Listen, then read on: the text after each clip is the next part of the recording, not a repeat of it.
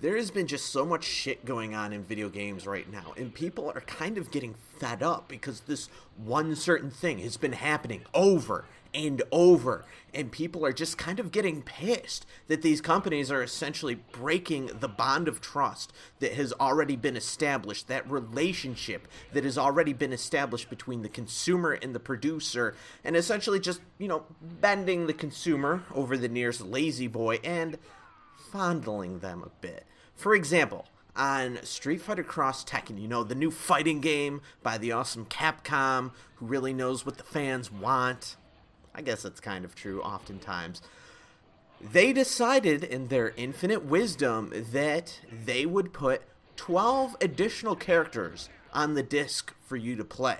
Now, you'd think that would be kind of cool, right?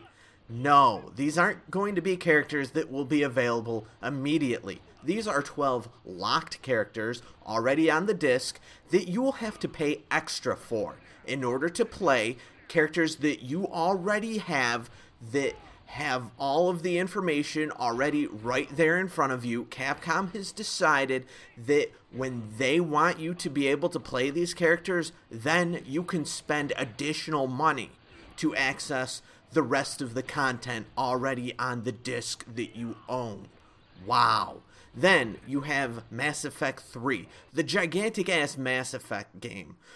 A game series that has been incredible. They released that with day one DLC, essentially increasing the price up to $70 if you want all of the content that has been created. It's all kind of bullshit, and people are upset. So, when people are upset, they take to bitching on the internet. Then, as per usual, and this, when it goes to this extent, it bothers me a bit. People are then bitching about those people, saying that they're entitled gamers and that they should be happy that any games are being made at all because these companies out there, Capcom, BioWare, and everyone else, they're allowed to walk all over the consumer because it's cool. I think these people, the later in that previous example, the ones bitching about the people bitching on the internet, are the whipped little assholes that just have their tails firmly tucked in between their legs. They're so just used to dealing with the shit that they're given, I guess on a daily basis, that they don't even realize that it's the consumer's choice to raise a freaking fit when they are upset. Yes, the companies have the right to make money, as they always say. However, the consumer also has the right to be bothered by that.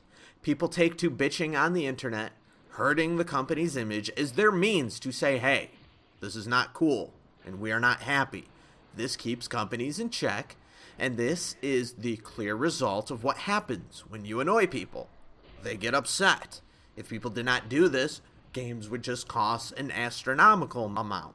That is to say, if you don't already consider the current amount of video games, $60 to be pretty high up there. Things would cost more, and then we would all just buy whatever is put in front of us, even if it is, the latest Cabela's Hunting in the Wild video game, because, the game is being made, and we're supposed to just buy whatever game producers or any other company decides that they want us to buy.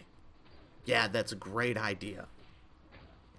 It is legitimate to be annoyed over microtransactions for gigantic established games that are already making a ton of money when gamers have traditionally wanted the full complete game with all of the developed content up front with nothing held back. Is that gamer entitlement?